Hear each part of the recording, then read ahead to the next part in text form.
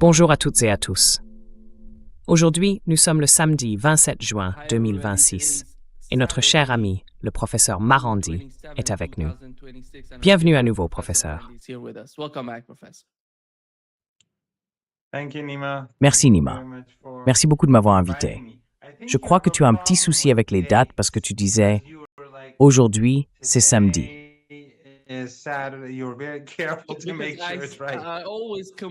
Tu as vraiment fait attention à ce que tout soit correct. Quand je parle avec toi, je compare toujours la date ici, au Brésil. Tu sais bien qu'elle n'est pas la même qu'en Iran. C'est pour ça que j'y pensais à l'instant. Bon, je vais commencer par ce qui s'est passé hier. Il y a eu une sorte d'attaque dans le détroit d'Ormuz. L'Iran contrôle le détroit d'Ormuz. Apparemment, certains pétroliers ou navires ont voulu traverser le détroit sans emprunter les routes désignées par les gardiens de la Révolution et les autorités iraniennes. Et ensuite, l'un d'eux a été touché, au moins à proximité des Émirats arabes unis. Et puis, on a vu l'attaque américaine en Syrie, dans la partie sud de l'Iran.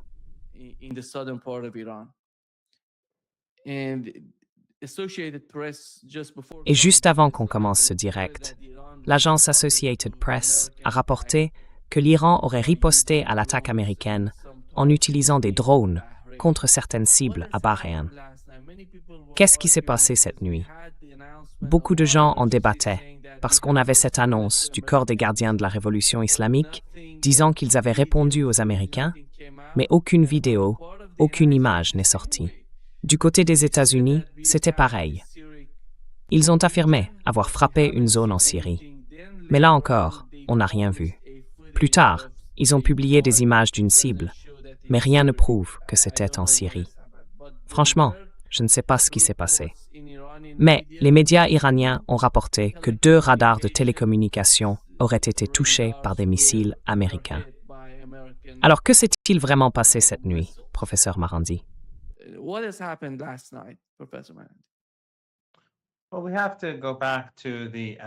Eh bien, il faut revenir au protocole d'accord. Et selon ce protocole, les Américains ont des obligations qu'ils n'ont pas toutes remplies. Ils en ont respecté certaines. Ils ont levé le blocus, ce qui a beaucoup profité à l'Iran. L'Iran a exporté beaucoup de pétrole, comme tout le monde le sait, ainsi que d'autres produits. Et il importe désormais des biens. Il a exporté de façon disproportionnée bien plus de pétrole que les autres pays du Golfe Persique. Donc, il rattrape rapidement une grande partie des exportations perdues. Parce qu'au bout du compte, nous faisons face à de sérieuses difficultés économiques. Ils ont bombardé notre pays pendant 39 jours, en visant des infrastructures essentielles. Ils ont bombardé nos champs gaziers. Ils ont bombardé nos usines pétrochimiques. Ils ont bombardé notre industrie sidérurgique.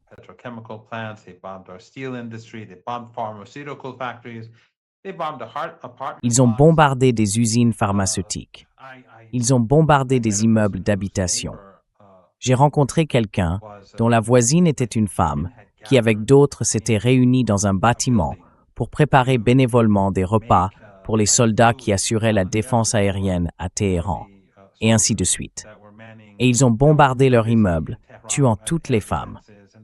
La maison de cette personne se trouvait dans la même rue. Ils ont donc provoqué énormément de morts et de destruction. Et puis bien sûr, il y a eu le blocus. Le blocus nous a empêchés d'exporter du pétrole et aussi d'importer des marchandises. Résultat, l'inflation est aujourd'hui très élevée. Je crois qu'elle tourne autour de 70%. En Iran, l'inflation a toujours été forte à cause des sanctions et de la politique de pression maximale. Mais là, elle est encore plus haute que d'habitude.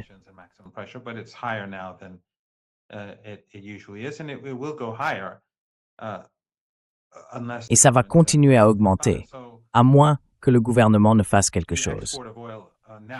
Donc, l'exportation de pétrole, maintenant en grande quantité, c'est évidemment une bonne nouvelle pour le gouvernement. Les Américains ont aussi levé les sanctions sur les exportations de pétrole et sur les produits liés au pétrole, mais ils n'ont pas encore libéré les avoirs iraniens.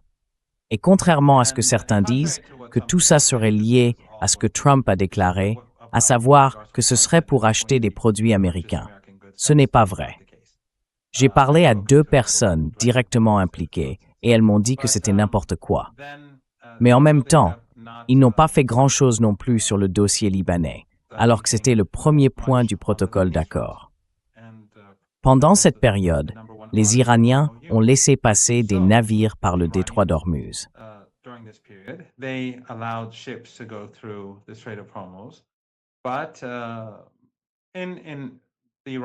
Mais les Iraniens ont mis en place un dispositif qui reflétait le degré avec lequel les Américains respectaient leur part de l'accord. Alors, qu'est-ce que les Américains ont essayé de faire? Ils ont fait pression sur Oman pour qu'il déclare et ignore les mécanismes iraniens, les règles fixées par l'Iran pour quitter le détroit. Du coup, les navires ont commencé à se diriger dans cette direction après la déclaration omanaise. Et l'Iran a frappé l'un de ces navires en disant « Non, vous faites comme on vous l'a dit. On est en cessez-le-feu. Vous prenez la route qu'on vous a indiquée. » Ensuite, les Américains se sont vengés et ont bombardé l'Iran. Ce n'était pas une attaque majeure. Ils ont touché 2 tours radar, mais elles sont fabriquées localement. Elles ne coûtent pas cher, donc ce n'est pas un problème pour l'Iran.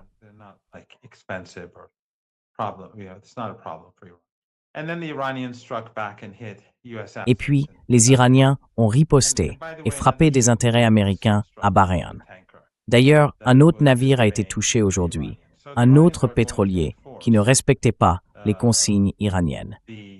Les Iraniens vont donc faire appliquer les règles qu'ils ont annoncées pour la navigation dans le détroit d'Ormuz. Et comme je l'ai dit, tout dépendra de la mise en œuvre par les États-Unis. Si les États-Unis appliquent l'accord, alors davantage de navires pourront traverser le détroit sans difficulté. Mais si les États-Unis refusent de tenir leur part du marché, les Iraniens seront plus lents à laisser passer les navires, et ceux qui trichent en paieront le prix.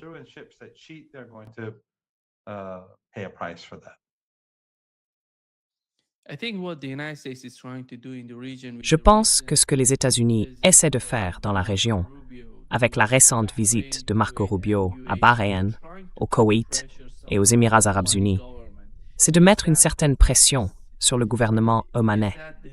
Est-ce que c'est comme ça que les Iraniens l'ont interprété? Comment ont-ils perçu cette démarche? Parce qu'il est venu dans la région, il a parlé avec les gouvernements de Bahreïn, du Koweït et des Émirats, mais il n'est pas allé en Arabie Saoudite ni au Qatar. Qu'est-ce que ça veut dire?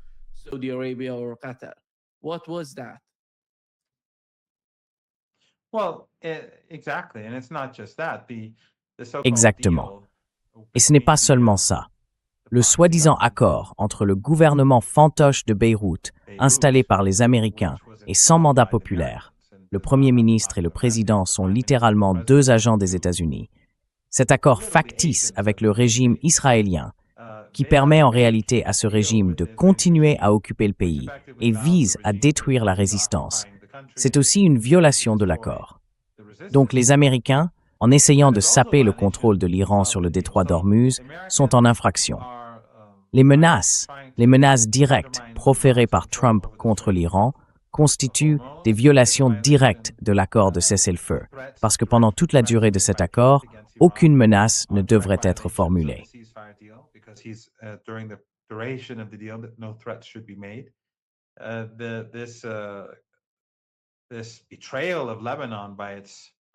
Cette trahison du Liban par le régime, c'est une violation de l'accord de cessez-le-feu. Et en réunissant ces pays pour publier cette déclaration hostile contre l'Iran, évidemment, tout ça vise à affaiblir la position de l'Iran dans le cadre du cessez-le-feu. Et ce sont, vous savez, les mêmes pays qui ont aidé les Américains à attaquer l'Iran. Ce sont eux qui ont signé ce texte anti-iranien. Et oui, ils mettent aussi la pression sur Oman. Les Américains ne veulent pas appliquer l'accord. Ils veulent le saboter, mais ils veulent que l'Iran, lui, le respecte. Et les Iraniens n'ont aucune intention d'accepter ça.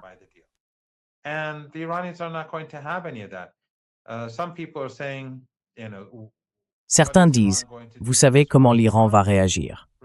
La réponse de l'Iran, c'est le détroit d'Ormuz. C'est lui qui contrôle le commerce qui passe par ce détroit. Maintenant, l'Iran ne veut pas le fermer complètement. Donc, il y a beaucoup de calculs à faire. Des pays amis utilisent aussi le détroit d'Ormuz, et l'Iran doit en tenir compte. Certains pays veulent conclure des accords avec l'Iran, et là encore, l'Iran doit en tenir compte. Dans une certaine mesure, l'Iran veut garder le détroit d'Ormuz ouvert pour ses propres navires aussi, bien sûr. Mais d'un autre côté, il va en limiter l'accès selon le comportement des États-Unis.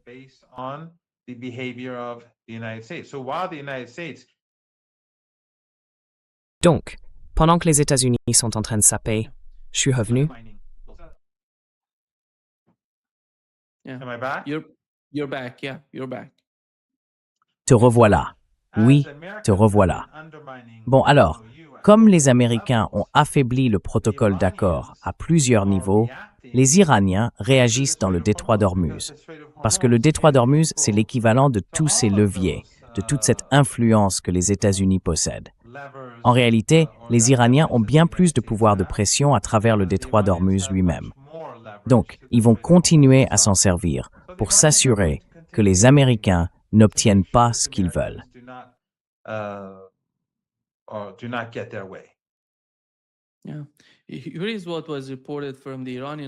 Oui, voilà ce qui a été rapporté par la source iranienne. Le nombre de demandes pour traverser le détroit d'Ormuz a augmenté aujourd'hui. Et, eh bien vous voyez, puisque tous ces pétroliers doivent emprunter les routes désignées par l'Iran, ou bien, est-ce qu'il existe une forme de communication entre l'Iran et Oman?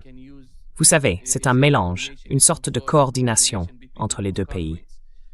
L'autre point, c'est que Bloomberg a rapporté, comme je l'ai déjà mentionné, que le gouvernement omanais a informé les Européens qu'ils pourraient devoir payer des frais s'ils veulent passer par le détroit d'Ormuz.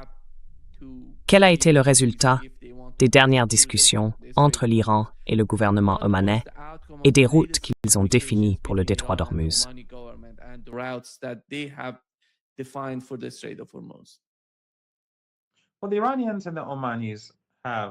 Les Iraniens et les Omanais ont dû trouver un arrangement, mais ça, c'est pour plus tard. Parce qu'après ces 2 mois, les Iraniens vont commencer à faire payer des frais aux navires. Pour l'instant, conformément à l'accord de cessez-le-feu prévu pour cette période de 2 mois, ils ne le feront pas. Donc, les Iraniens et les Omanais se préparent pour l'avenir. Bien sûr, la route qu'Oman a annoncée il y a quelques jours l'a été sous la contrainte. C'était sous la pression des États-Unis. Les Américains voulaient qu'Iran perde le contrôle du détroit d'Ormuz. Ils veulent que les navires passent sans tenir compte de l'Iran. En forçant Oman à déclarer cette route, ils ont voulu placer l'Iran dans une position difficile.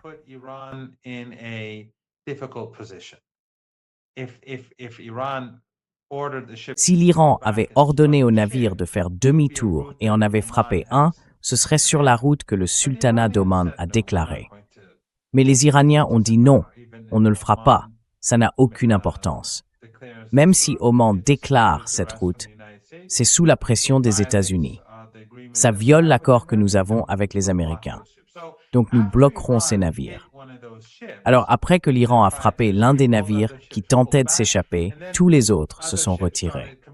Ensuite, d'autres navires ont commencé à communiquer avec l'Iran en disant « Nous voulons, maintenant qu'ils craignent davantage de traverser le détroit sans l'autorisation de l'Iran, ils essayent d'enregistrer leurs navires pour obtenir la permission de passer en coordination avec les Iraniens. » Donc l'Iran, il y a quelques petits navires qui longent la côte omanaise. There are some small ships that cling to the Omani coast. They go to Fujairah. Ils partent, ils vont à Fujairah, puis ils prennent des marchandises ou du pétrole, et ensuite ils... Fujairah, donc aux Émirats arabes unis. Oui, parce que le détroit d'Ormuz est contrôlé par Oman. Mais des deux côtés, enfin, il faut vraiment regarder une carte pour comprendre ce que je veux dire. Les Émirats sont des deux côtés d'Oman. Donc ces navires partent des Émirats, longent la côte omanaise, puis reviennent aux Émirats, à Fujairah. Et ensuite, ces petits bateaux, enfin, OK, je suis revenu. Oui, oui, tu es revenu? Tu me vois? Oui, oui. D'accord, c'était juste la connexion. Can you see me? Yeah. Okay, sorry, that's just the connection. So the ships that Alors ces bateaux-là, ces petits navires, ils longent la côte omanaise. Ce ne sont pas de gros bateaux, parce que les grands ne peuvent pas aller là-bas. Du coup, certaines marchandises passent un peu en contrebande, sans l'accord de l'Iran. Ensuite, ils prennent ce pétrole et le transfèrent vers de plus grands pétroliers. Il faut, je suppose, plusieurs allers-retours pour remplir un seul tanker. C'est plus cher, ça prend du temps, et au final, il n'y a pas tant de pétrole que ça qui circule. Bref, c'est pas suffisant. Mais en tout cas, il y a bien des violations. Cela dit, dans l'ensemble, les Iraniens contrôlent désormais le passage des navires dans le détroit d'Ormuz. Yeah. Do you think that the case of Oui. Lebanon, because Vous pensez que dans le cas du Liban, parce que hier soir, il y a eu des manifestations là-bas, en réaction à ce qui s'est passé entre le gouvernement libanais et les Israéliens, en gros, tout tourne autour de la présence d'Israël dans le sud du Liban. Ils vont se retirer un peu plus vers le sud. Mais avant qu'Israël ne quitte le Liban, et c'était incroyable de voir le gouvernement libanais signer cet accord, ils doivent désarmer le Hezbollah. Qu'est-ce que vous pensez de ce qui se passe au Liban? What do you make of what is going on in Lebanon? Well, first of all, the president and the prime minister of Lebanon, they're not. Eh bien, tout d'abord, le président et le premier ministre du Liban ne sont pas élus par le peuple. Ils ont été imposés au pays par les États-Unis après le premier cessez-le-feu entre le Hezbollah et Israël. Et depuis, ils négocient avec le régime israélien, en violation de leurs propres lois, des lois du Liban. Ils n'ont aucune autorisation légale pour mener ces négociations. En réalité, ce qu'ils ont fait est d'une incroyable imprudence. Mais bien sûr, ce ne sont pas de vrais dirigeants, ce sont des intermédiaires, des agents. Ils n'ont donc aucun engagement envers leur pays. Le simple fait qu'ils aient négocié avec les Israéliens a été un énorme cadeau pour Netanyahou. À un moment où Netanyahou était isolé dans le monde entier, où le régime israélien était méprisé.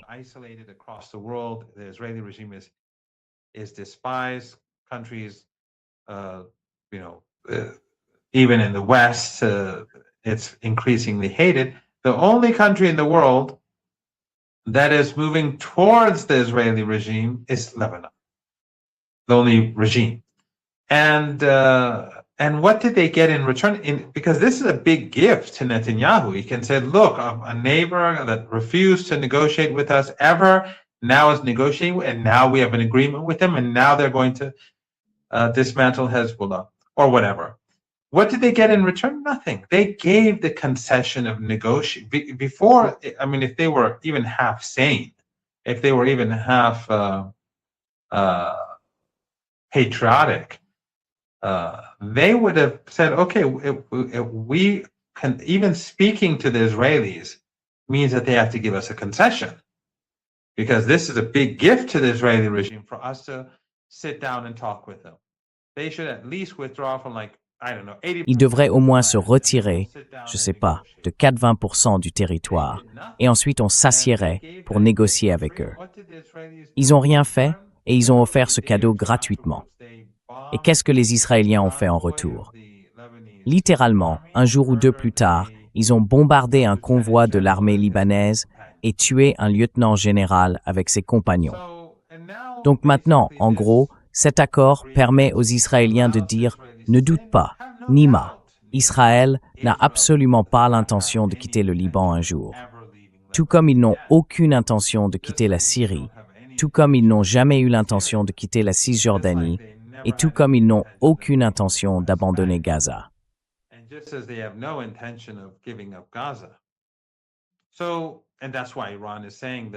Et c'est pour ça que l'Iran dit que l'article 1 du protocole d'accord doit être respecté. Sinon, il n'y aura pas d'accord. Les Iraniens en ont fait un élément clé du texte pour que les Américains comprennent bien que, quelles que soient les circonstances, l'Iran ne tolérera pas cela. Le gouvernement libanais, en agissant ainsi, légitime en fait l'occupation israélienne et il légitime aussi les attaques qu'Israël veut mener contre qui que ce soit. Ils auront l'autorité pour conduire des opérations. Et puis bien sûr, le plan derrière tout ça, c'est de provoquer une guerre civile au Liban. C'est ça, l'objectif, retourner l'armée contre la résistance. Et le Liban, lui aussi, a ses propres relais. And Lebanon does have its proxies. On the one hand, you have Jolani, and right now there's a lot. D'un côté, vous avez Jolani. En ce moment, il y a beaucoup de combats en Syrie, pendant qu'on parle pour plusieurs raisons, à la fois contre certains de ses anciens alliés, mais aussi contre les minorités. Évidemment, il ne fera rien contre Israël. Donc d'un côté, il y a la Syrie, et de l'autre, les Israéliens. Le régime syrien, lui, dit qu'il va les utiliser contre le Liban, même s'il n'en a pas vraiment les moyens. Mais leur objectif, c'est de garder la frontière entre la Syrie et le Liban fermée pour étouffer le Hezbollah et empêcher l'aide iranienne de passer.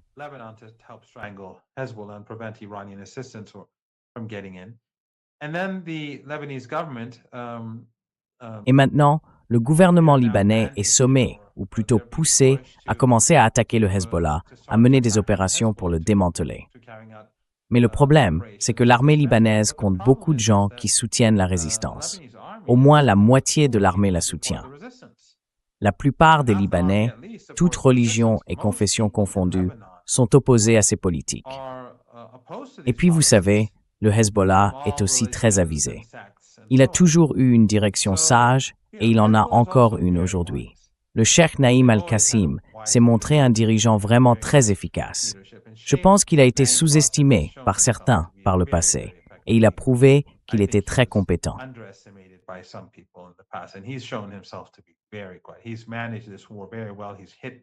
Il a très bien géré cette guerre. Il a frappé les Israéliens très durement.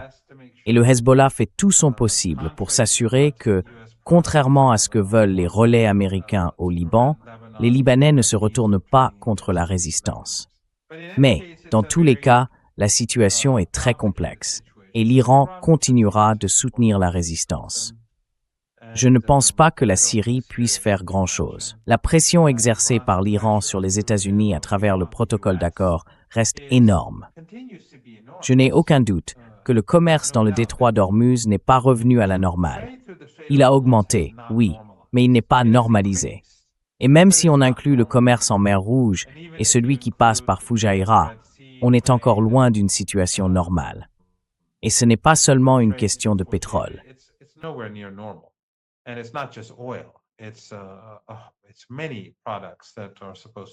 Il y a beaucoup de produits qui sont censés arriver, donc l'Iran a un certain levier. Ça ne veut pas dire que l'occupation du Liban va se terminer demain, ni dans les jours qui viennent, ni quoi que ce soit de ce genre. Mais c'est une lutte longue, continue, entre l'axe de la résistance et le régime israélien. Et il faut comprendre que l'axe de la résistance ne se contente pas de tirer des missiles ou d'envoyer des drones. C'est une bataille sophistiquée. C'est une partie d'échec. L'Empire et l'axe de la résistance utilisent toutes leurs capacités l'un contre l'autre. Et l'axe de la résistance, l'Iran, a ses points forts, mais aussi ses points faibles. Ses ennemis ont eux aussi leurs forces et leurs faiblesses. C'est donc une bataille qui se poursuit. So this is an ongoing battle. Yeah, actually, here is what Benjamin Netanyahu said. He said, Oui, en fait, voici ce qu'a dit Benjamin Netanyahu. Il a déclaré que l'accord avec le Liban était un coup porté à l'Iran et que les troupes israéliennes ne quitteraient pas le sud du Liban, peu importe ce que Téhéran exige. Et dans l'autre partie, il dit que la seule condition pour qu'ils quittent le Liban, c'est le désarmement du Hezbollah. Et hier, le ministère israélien de l'énergie a affirmé qu'il ne voulait pas l'ensemble du Liban, mais qu'il contrôlait actuellement 100% de Gaza et qu'ils allaient y rester. Mais vous savez, même quand il parle du Liban, il s'agit d'occupation et d'annexion du Liban. Et on voit le gouvernement aller à l'encontre des politiques du Hezbollah.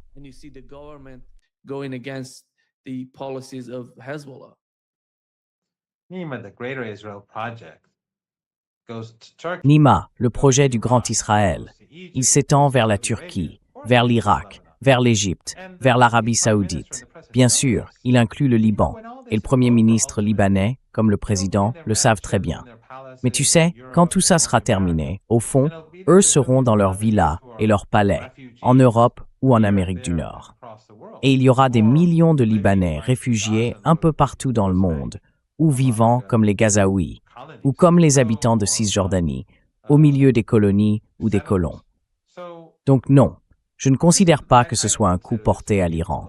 En réalité, c'est un coup porté aux adversaires de la résistance. Et ça renforce encore une fois ce que beaucoup commencent à comprendre. À part l'axe de la résistance, personne d'autre ne s'oppose vraiment au régime israélien. Personne d'autre ne défend les Palestiniens.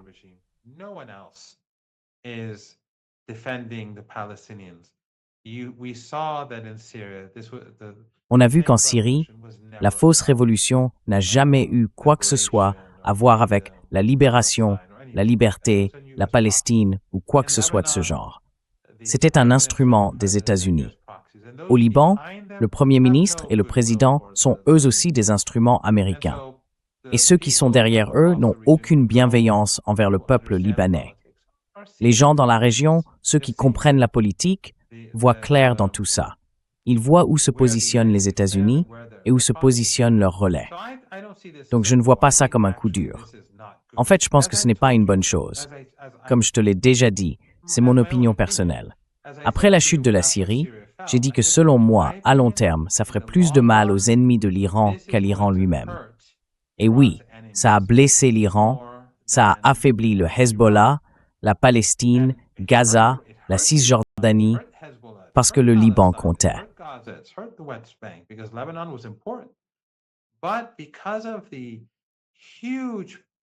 Mais à cause des énormes, des immenses moyens dont disposent ces dictatures familiales arabes, à travers leurs médias et les médias occidentaux, pour diaboliser l'Iran en jouant sur le sectarisme, sur ses calomnies sectaires, ses mensonges raciaux et religieux, ils ont réussi, à propos de la Syrie, à retourner beaucoup de gens contre l'axe de la résistance. Aujourd'hui, je pense que les gens commencent à se réveiller. Ils ouvrent les yeux sur la réalité politique au Liban.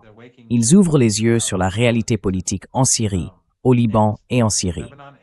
Et je crois qu'à long terme, c'est essentiel que les gens se réveillent, qu'ils voient qui sont les véritables soutiens, les défenseurs sincères du peuple palestinien et de la résistance à l'Empire en général.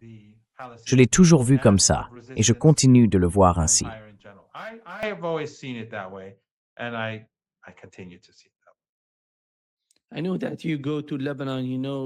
Je sais que vous allez souvent au Liban, que vous connaissez un peu la société libanaise et que vous avez une certaine compréhension de la politique intérieure du pays. Pensez-vous qu'il risque de replonger dans une nouvelle guerre civile? Parce que ce serait une catastrophe énorme, surtout avec tout ce qui se passe en ce moment. Vous avez évoqué les factions en Syrie qui se battent entre elles.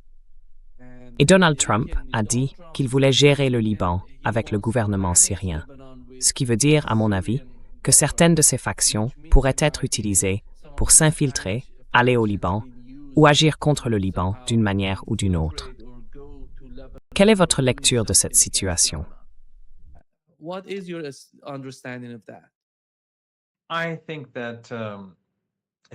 Je pense que ce n'est pas aussi simple que ça.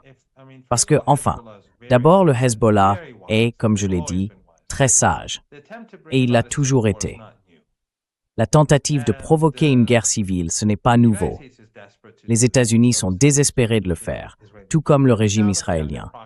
Maintenant qu'ils ont leur relais au Liban, des groupes profondément sectaires et au service de l'Empire, ils pensent que c'est possible. Mais leur position en Syrie n'est pas si solide que ça. Et la situation à l'intérieur du pays est vraiment mauvaise. Et si la Syrie fait un faux pas, eh bien l'Iran, avec ses missiles et ses drones, a déjà montré qu'il pouvait vaincre l'Empire.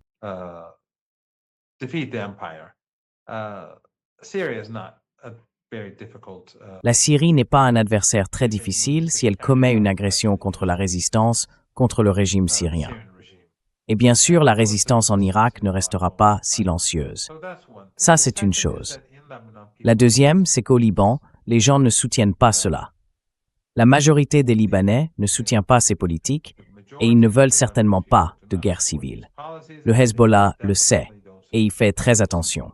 Il a fait des sacrifices et il a aussi subi, vous savez, quand on insulte le Hezbollah, quand on l'attaque, quand on tue des membres du Hezbollah. Dans le passé, vous vous souvenez peut-être, à plusieurs reprises, lors de manifestations par exemple, on a abattu des gens dans la rue.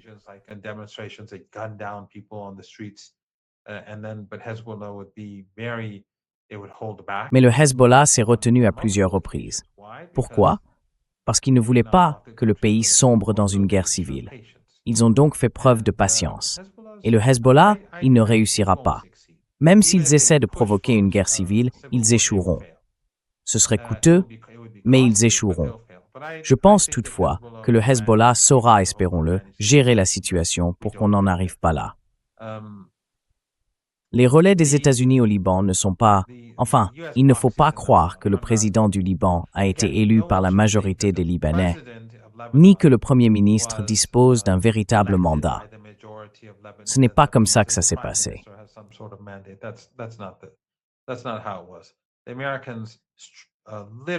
Les Américains imposent littéralement ces deux personnes au peuple libanais. En Iran, c'est un peu la même chose. Vous voyez ça en ligne, chez certains jeunes Iraniens qui soutiennent la résistance. Ils disent « Pourquoi l'Iran ne bombarde pas Israël ?» ou quelque chose comme ça.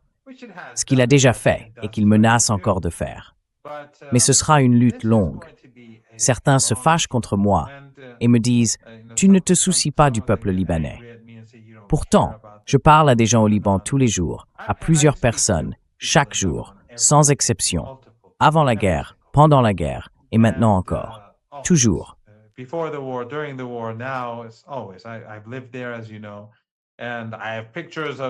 J'ai vécu là-bas, comme vous le savez, et j'ai chez moi des photos de martyrs du Liban, des amis personnels et bien sûr des martyrs iraniens. Mais ce n'est pas quelque chose à quoi on réagit juste avec de l'émotion. L'Iran a une stratégie, le Hezbollah a une stratégie, et ils comptent bien tenir plus longtemps que leur ennemi.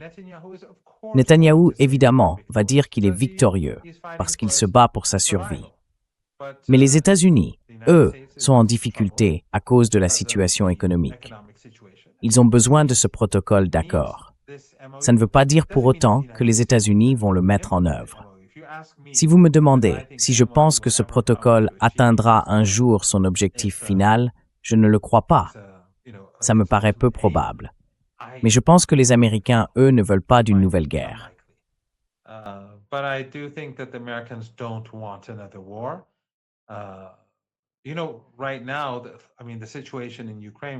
Vous savez, en ce moment, la situation en Ukraine, dont on n'a sans doute pas assez de temps pour parler, est en train de s'envenimer. Et la situation économique n'est pas bonne. L'Iran a pris l'avantage dans la région. Et Israël est détesté un peu partout dans le monde. Ce n'est vraiment pas le moment idéal pour les États-Unis de lancer une nouvelle guerre contre l'Iran. Et ce n'est évidemment pas non plus le moment idéal pour que le détroit d'Ormuz soit fermé. Donc, Netanyahou n'a pas tant de cartes en main. Oui, il peut faire tuer des gens, mais les dégâts que cela cause à long terme à sa position, à cause du détroit d'Ormuz et des capacités militaires de l'Iran à en contrôler l'accès, sont à mon avis énormes.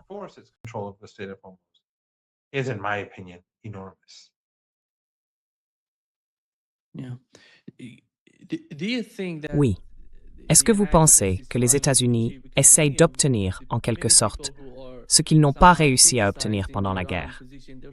Parce que beaucoup de gens qui critiquent la position iranienne disent que les États-Unis cherchent à atteindre les objectifs qu'ils n'ont pas pu atteindre à l'époque, en menant une guerre contre l'Iran, à savoir prendre le contrôle du détroit d'Ormuz, renverser le régime iranien.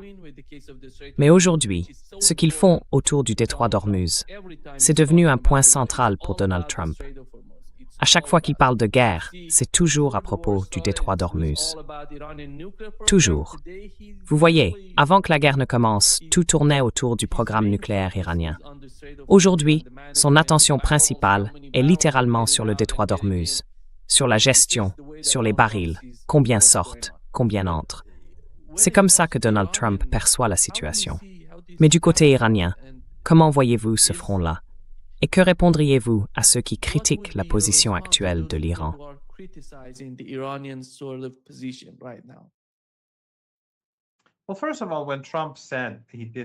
Eh bien, tout d'abord, quand Trump a publié ce message sur les réseaux sociaux en disant que 19 millions de barils ou quelque chose comme ça étaient sortis du Golfe Persique aujourd'hui, ou avaient traversé le détroit d'Ormuz, c'était il y a une semaine, 5 ou 6 jours, eh bien, presque tout ce pétrole venait d'Iran.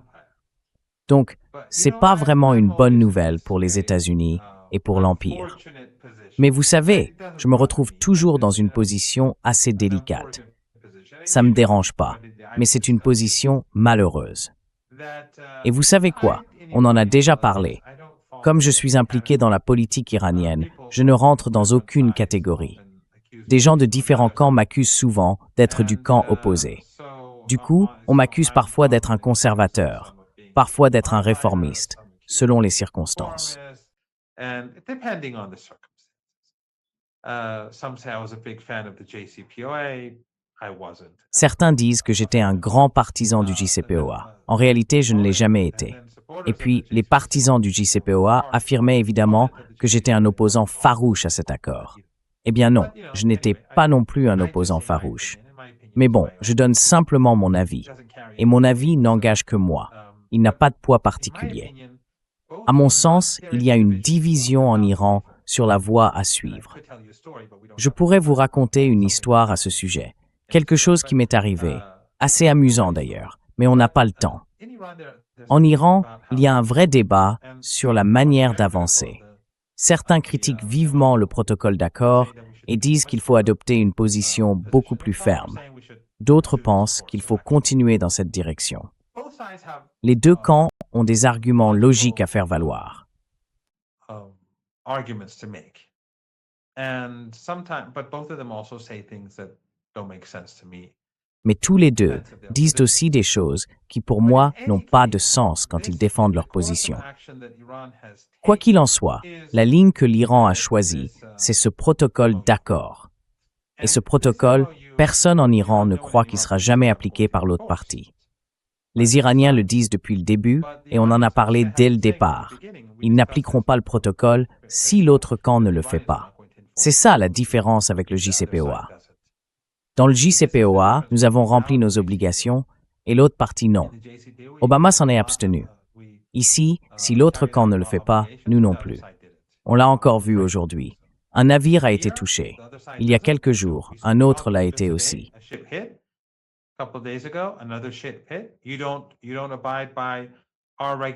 Si vous ne respectez pas nos règles pour traverser le détroit et les zones formelles, vous allez en payer le prix. C'est comme ça. Nous sommes en guerre. C'est un cessez-le-feu. L'autre camp ne respecte pas sa part du marché. Alors nous non plus, nous n'allons pas respecter la nôtre. S'ils vont à mi-chemin, on va à mi-chemin. S'ils tiennent leur engagement, on tiendra le nôtre. Voilà comment ça va se passer. Et tant que le Liban restera dans cette situation, tant que d'autres volets de l'accord ne seront pas appliqués, l'Iran continuera à agir ainsi. Maintenant, l'Iran peut bien tirer quelques missiles sur Israël pour que certains se sentent mieux. Mais les Iraniens estiment que ce qu'ils font en ce moment nuit bien plus aux États-Unis que quelques missiles lancés contre le régime israélien.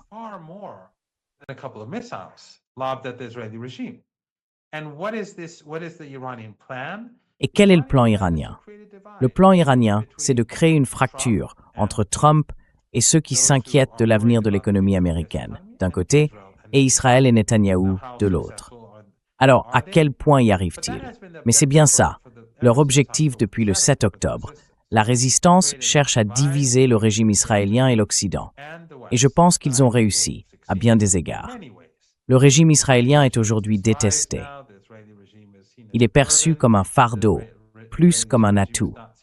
Et maintenant, il est non seulement génocidaire, mais il provoque aussi une crise économique pour les États-Unis. Les Iraniens veulent donc maintenir la pression pour pousser Trump à faire pression sur Israël.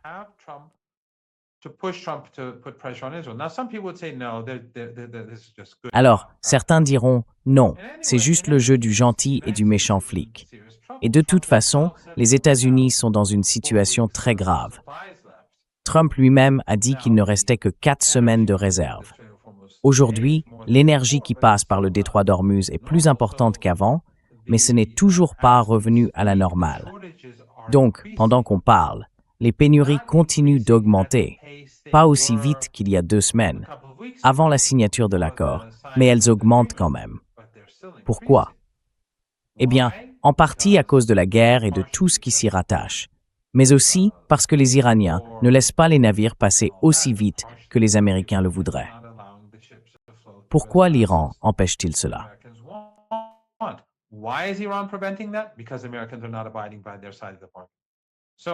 Parce que les Américains ne respectent pas leur part du marché.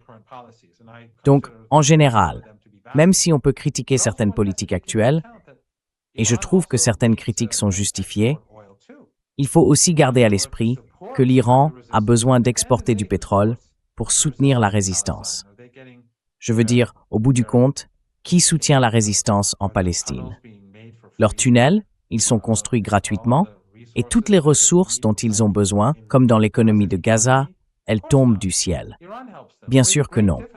L'Iran les aide, avec beaucoup de difficultés d'ailleurs, en passant par de nombreux intermédiaires, à travers la mer Rouge, l'Égypte, et ainsi de suite.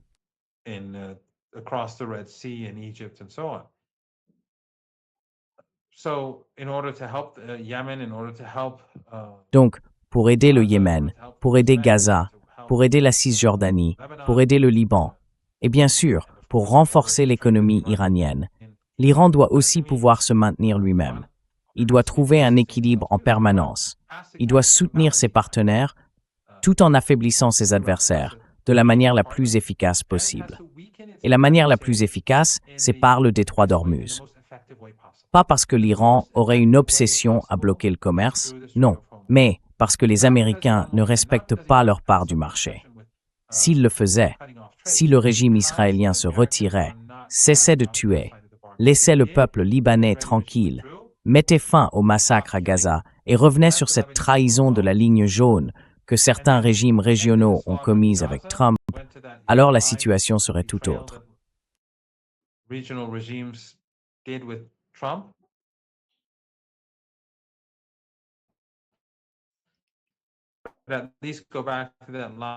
Au moins, revenons à cette ligne et arrêtons les tueries. Et bien sûr, s'ils respectaient leurs autres engagements, comme la libération des avoirs iraniens et tout le reste. Donc, je pense que c'est la manière la plus efficace de faire pression sur Netanyahou en passant par les États-Unis. Je ne sais pas combien de ce que j'ai dit a été coupé.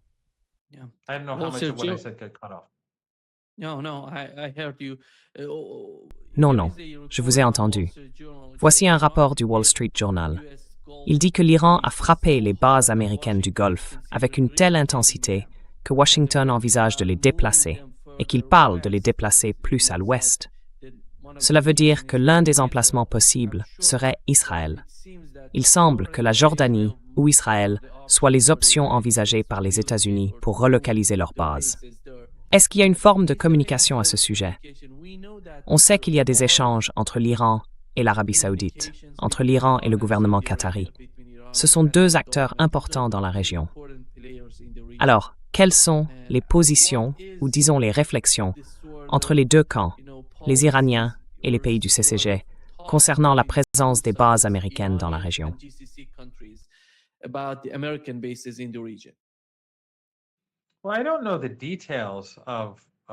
Eh bien, je ne connais pas les détails de leurs échanges. Ce que je sais, c'est que l'Iran mène des négociations en tête-à-tête avec les 5 pays. Je sais aussi qu'ils ont fait des progrès avec les Émirats, l'Arabie saoudite et le Qatar. Et c'est pour ça que ces 3 pays n'ont pas été bombardés ces dernières semaines, quand les Américains violaient le cessez-le-feu et frappaient l'Iran. L'Iran ripostait alors contre le Koweït et Bahreïn. Et la dernière fois, ils ont frappé très fort la Jordanie. Pourquoi? Parce que les bases américaines dans ces 3 pays, l'Arabie saoudite, les Émirats et le Qatar, ont changé de position politique. Bien sûr, la déclaration qu'on a vue hier était très négative.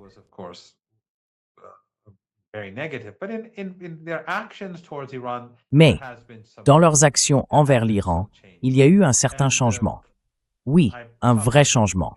Certains aspects m'ont été expliqués, d'autres évidemment je ne peux pas les connaître. Mais par exemple, les Émiratis ont dit aux Iraniens que les Israéliens faisaient tout pour perturber tout rapprochement entre l'Iran et les Émirats. Ce sont les Émiratis eux-mêmes qui l'ont dit, des responsables de haut niveau. Et ils ont même affirmé, je ne sais pas si c'est vrai, mais ils ont dit aux Iraniens que l'annonce de la visite de Netanyahou aux Émirats était intervenue à un moment où les Émirats cherchaient justement à améliorer leurs relations avec l'Iran. Et selon eux, cette visite n'aurait en réalité pas eu lieu.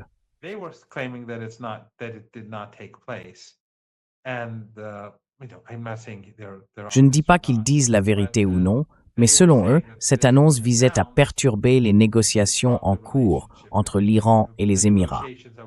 Certains diront que tout ça a plutôt à voir avec la politique intérieure israélienne, peu importe. Mais c'est ce qu'ont affirmé plusieurs hauts responsables émiratis. Quoi qu'il en soit, les Iraniens ne veulent pas la guerre avec ces pays. Ils veulent que la région du Golfe Persique reste stable. C'est là que se concentre une grande partie de la richesse du Golfe. Et si ces pays s'abstiennent d'aider les États-Unis à attaquer l'Iran, évidemment, les relations s'en trouveront améliorées.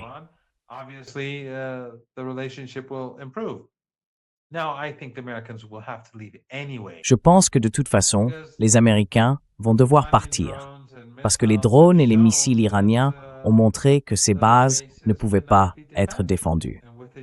Avec les nouvelles technologies, c'est tout simplement impossible. Et je ne crois pas qu'ils puissent les maintenir non plus en Jordanie. Ils veulent déplacer toutes leurs bases en Israël. Je ne suis pas sûr que ce soit une décision très intelligente non plus. Mais en tout cas, je ne pense pas qu'à long terme, les États-Unis garderont leur base ici. Et je ne crois pas que les pays de la région du Golfe Persique en veuillent encore, parce qu'ils ont vu que leur coopération avec les États-Unis pour attaquer l'Iran leur a fait beaucoup plus de mal qu'à l'Iran lui-même.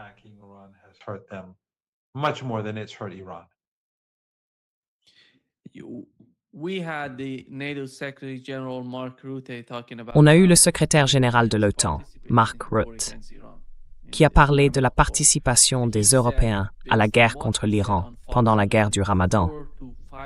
Il a dit, d'après ce qu'il a déclaré sur Fox News, que les États-Unis avaient mené entre 4 et 5 000 attaques contre l'Iran en utilisant leurs bases américaines en Europe. Il a aussi précisé que plus de 500 de ces attaques avaient été lancées depuis des bases en Italie, ce qui a alerté le gouvernement italien. Par la suite, le gouvernement italien a démenti cette information. Et je pense que les tensions entre l'Iran et les Européens s'aggravent.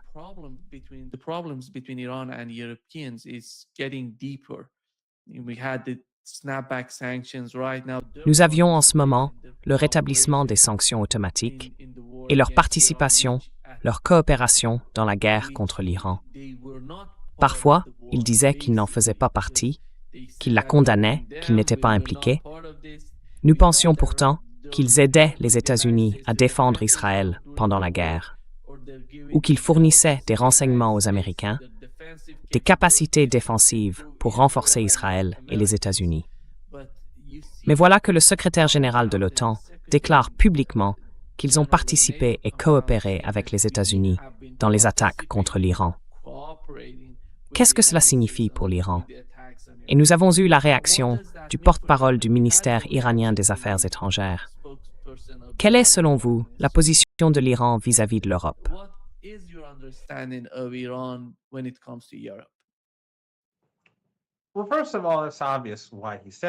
Bon, d'abord, c'est évident pourquoi il a dit ça.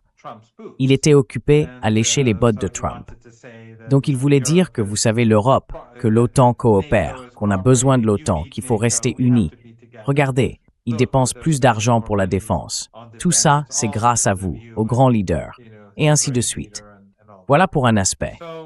Mais l'Europe devient de plus en plus insignifiante pour l'Iran. Et j'ai mentionné tout à l'heure la guerre en Ukraine. Cette guerre, pour l'Iran, a été très importante ces 4 ou 5 dernières années. L'Iran a pris la décision politique et morale de se ranger du côté des Russes. Il y a eu beaucoup de débats en Iran, et j'ai fait partie de ceux qui disaient qu'il fallait soutenir la Russie.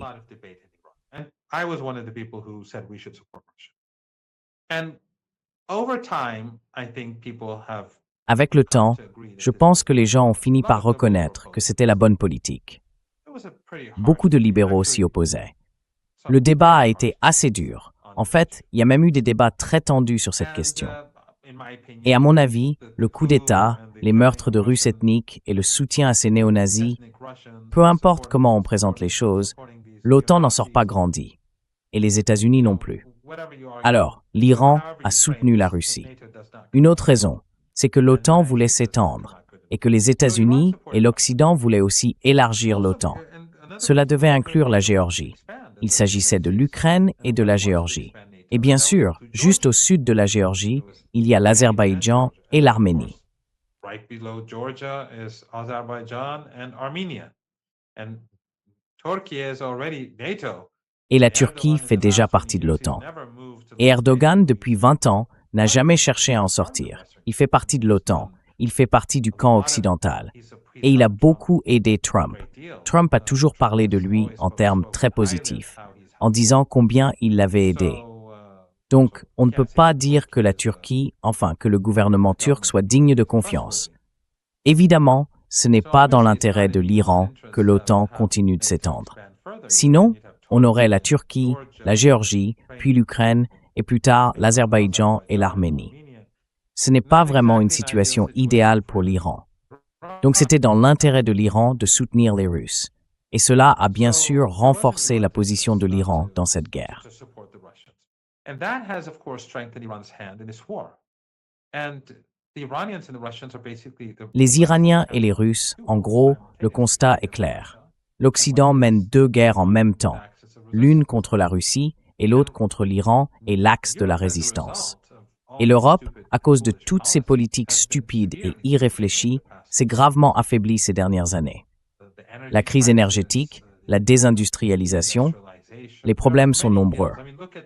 Regardez simplement les taux d'approbation du chancelier allemand, du président français et de l'ancienne première ministre britannique qui a démissionné.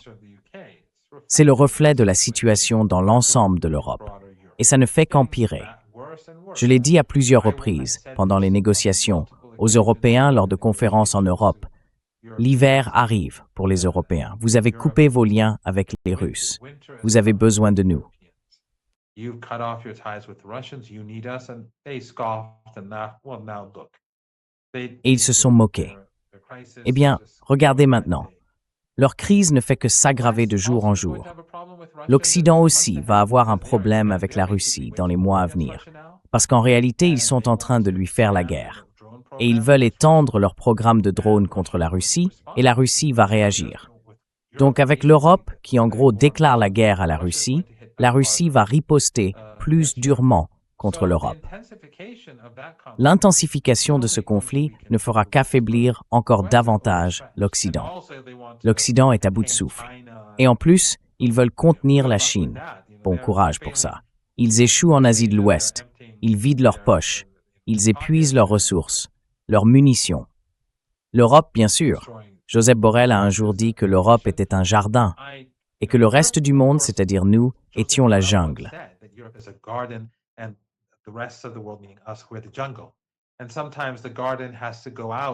Et parfois, le jardin doit sortir dans la jungle. Alors peut-être que ces frappes aériennes menées par les Américains, ces avions, sont allés dans le jardin, ont pris leurs bombes, ont volé vers la jungle et ont tué nos enfants. Voilà, c'est ça en gros. C'est ce qu'ils veulent dire par le jardin et la jungle. Que nos enfants méritent de mourir, comme au Liban, comme à Gaza, pendant qu'eux peuvent vivre dans leur jardin et profiter de la vie. Mais ce jardin est en train de s'effondrer, Nima. Ce jardin est en train de s'effondrer. La situation en Allemagne n'est pas bonne. La situation dans toute l'Europe n'est pas bonne, et elle va empirer. Et avec l'intensification de la guerre contre la Russie, ça va devenir encore pire, parce que je ne pense pas que les Russes vont continuer à faire comme si de rien n'était.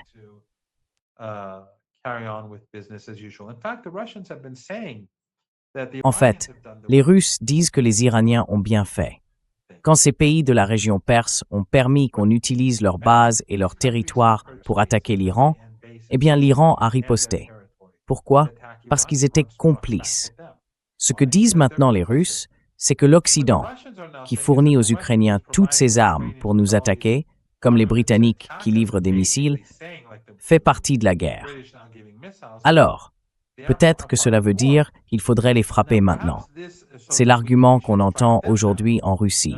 qu'il faudrait frapper ces installations en Europe qui facilitent la mort et la destruction en Russie. in Europe that are facilitating death and destruction in Russia. Now, the logic may not be as strong as the logic Alors, Iran has. la logique n'est peut-être pas aussi forte que celle qui pousserait l'Iran à frapper le Koweït, le Qatar et ces pays d'où partent les avions et les missiles. Mais c'est quand même une logique solide, parce que ces pays font partie de la guerre. Ils fournissent des missiles, ils fournissent des drones, ils ont tout un ensemble d'usines et ils participent à ce conflit. En plus, ils prévoient de l'intensifier. Donc, ils vont provoquer encore plus de tensions avec la Russie. Et la Russie, elle, va forcément réagir. En réalité, ces pays ne sont pas en position de nuire à l'Iran. Et le moment viendra où ils auront besoin de l'Iran, et l'Iran leur rappellera « Vous avez aidé les États-Unis à bombarder nos enfants. » That you helped the United States bomb our kids. I think when it, Oui. we talk about Je pense que quand on parle de la guerre civile au Liban, on voit un peu la même situation se reproduire au Yémen. Et avec les nouvelles discussions entre l'Iran et l'Arabie saoudite, est-ce que vous pensez qu'ils vont faciliter ou d'une certaine manière coopérer sur la question du Yémen? On a 3 acteurs, disons-le comme ça. 2 acteurs régionaux, l'Arabie saoudite et les Émirats arabes unis, et puis le peuple yéménite, Inch'Allah. Et avec ces nouvelles communications entre l'Iran et l'Arabie saoudite, peut-être aussi le Qatar, est-ce que cela va rendre plus facile pour l'Iran de dialoguer pour aider la position de Inch'Allah au Yémen?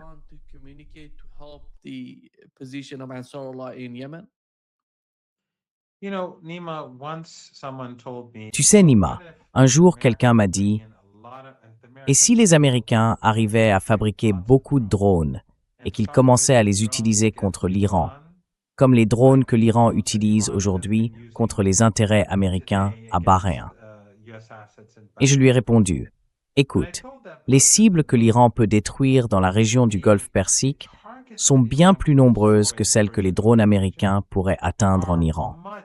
Et les conséquences, pour les États-Unis comme pour l'économie mondiale, seraient bien plus graves. Tu vois ce que je veux dire? Allons du côté du Yémen. Les Saoudiens, s'ils veulent entrer en conflit avec le Yémen, ils peuvent bombarder le pays et tuer encore plus d'enfants, comme ils l'ont déjà fait. Ils les ont affamés.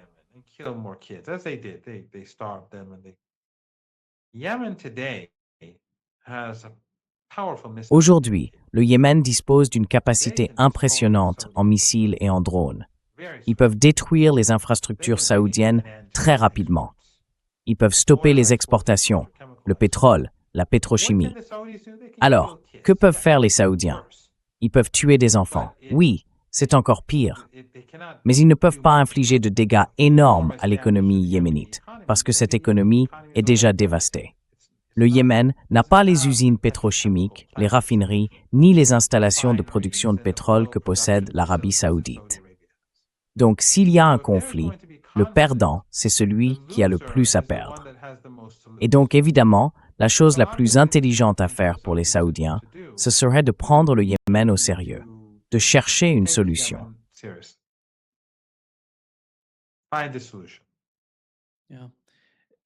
Oui, je pense, professeur, je ne sais pas si vous avez vu le dernier rapport de l'ONU sur ce qui s'est passé, vous savez, à Gaza et en Cisjordanie. Et voici un extrait de ce rapport.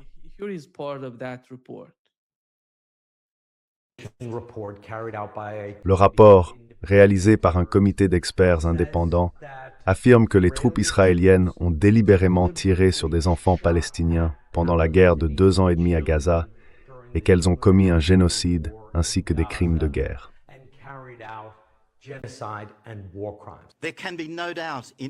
Il ne fait aucun doute, pour quiconque lit le rapport publié aujourd'hui, que toutes les normes juridiques internationales ont été violées par les actions des autorités israéliennes envers les enfants palestiniens. Et ces autorités doivent être tenues pour responsables. Ce sont des accusations qu'Israël a toujours niées. Mais ce rapport se concentre spécifiquement sur le traitement des enfants palestiniens à Gaza. Il affirme que 21 000 enfants palestiniens sont morts directement à cause des hostilités. Des milliers d'autres ont été blessés, dont 10 000 souffrent de perte d'audition et 5 000 ont une surdité si grave qu'ils n'entendent plus les alertes au bombardement. Le rapport indique aussi que Gaza connaît le taux d'amputation d'enfants le plus élevé au monde, certaines de ces amputations étant pratiquées sans anesthésie. Il précise que lorsque Israël bombarde de vastes zones résidentielles avec des munitions puissantes, les enfants ont 7 fois plus de risques de mourir en raison de la plus petite surface de leur corps, de leur peau plus fine et de leur poids plus léger qui peut les projeter à travers une pièce. C'est une lecture extrêmement sombre. Yeah. You see, Vous voyez, oui, il n'aurait jamais pu écrire ce rapport il y a 2 ans et demi. Il n'aurait pas pu le faire il y a 2 ans, ni même il y a 1 an et demi. Et maintenant qu'il y a un génocide en cours au Liban, les enfants là-bas, eux, ne sont pas projetés à travers la pièce. Ils ne perdent pas la vie. C'est incroyable, franchement, qu'après tout ce temps, je veux dire, je ne pense pas qu'une seule personne qui regarde votre émission ait appris quoi que ce soit de ce rapport. Parce que tout le monde suit ça depuis 2 ans et demi. Certains, littéralement, s'arrachent les cheveux. D'autres ont du mal à contenir leurs émotions. On se réveille le matin en voyant des massacres défiler sur les réseaux sociaux et on se couche le soir en voyant la même chose. Ça dure depuis presque 3 ans. Et maintenant, enfin, Armathini Pitzuraing Iusk. For almost 3 years, and now the United Nations finally puts out. And it was interesting that Reuters and C'était intéressant de voir que Reuters et la BBC ont toutes les deux publié ça et qu'elles ont utilisé le mot génocide. À chaque fois que je suis passé sur la BBC, enfin je ne peux pas l'affirmer à 100%, mais probablement à chaque fois, j'essaie toujours de le dire. J'essaie de dire le mot génocide en Israël, quel que soit le sujet de l'émission. J'essaie d'en arriver là. Et je crois qu'à chaque fois, l'animateur ou l'animatrice, que ce soit sur la BBC ou sur Sky News, réagit tout de suite en disant « Eh bien ça, c'est aux juristes d'en décider » ou « Ce sont des allégations ». Enfin, ils essayent de défendre la machine israélienne. C'est tout ce que j'ai constaté, autant que je m'en souvienne. D'ailleurs, les grands médias ne m'invitent plus, ou très rarement. Ces dernières années, c'est de moins en moins fréquent. Même pendant cette guerre, c'est très rare, à part Piers Morgan et peut-être 2 ou 3 autres. Personne ne m'a invité. Avant, c'était plus courant. Mais le fait est qu'on le savait tous, sauf que l'ONU ne voulait pas le dire.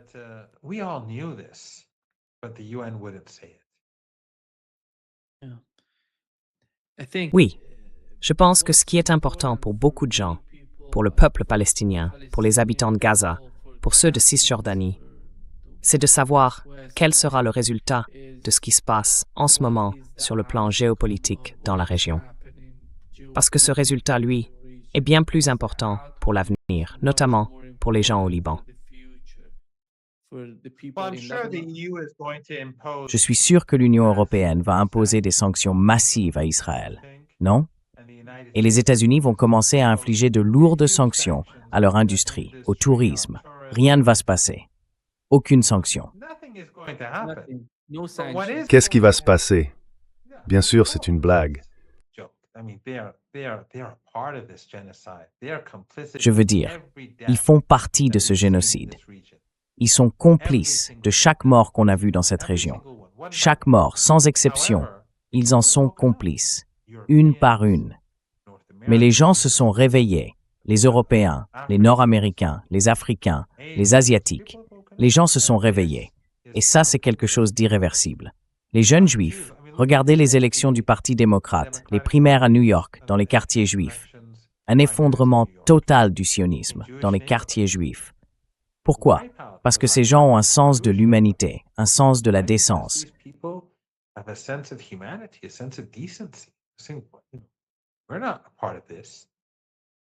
Nous, on ne fait pas partie de ça. Et les sionistes, eux, ils ont peur. Donc ce n'est pas à cause de l'ONU. L'ONU est poussée à agir parce que tout le monde voit ce qui se passe. L'ONU, des responsables américains, même le vice-président des États-Unis font parfois des déclarations, Trump aussi, d'autres encore prennent la parole de façon critique, mais pas parce qu'ils ont soudainement ouvert les yeux ou qu'ils sont devenus plus humains. Bien sûr que non. C'est parce que le monde change et qu'ils n'ont plus le choix. Maintenant, jusqu'où ça ira? À quelle vitesse? Ça, on verra. Je ne veux pas être naïf, mais les changements sont énormes, et sûrement pas grâce aux États-Unis. Oui. Yeah. Yeah. Thank you so much. Merci beaucoup, professeur Marandi, d'être avec nous aujourd'hui. C'est toujours un grand plaisir. Vraiment, toujours un grand plaisir. Great pleasure, Nico.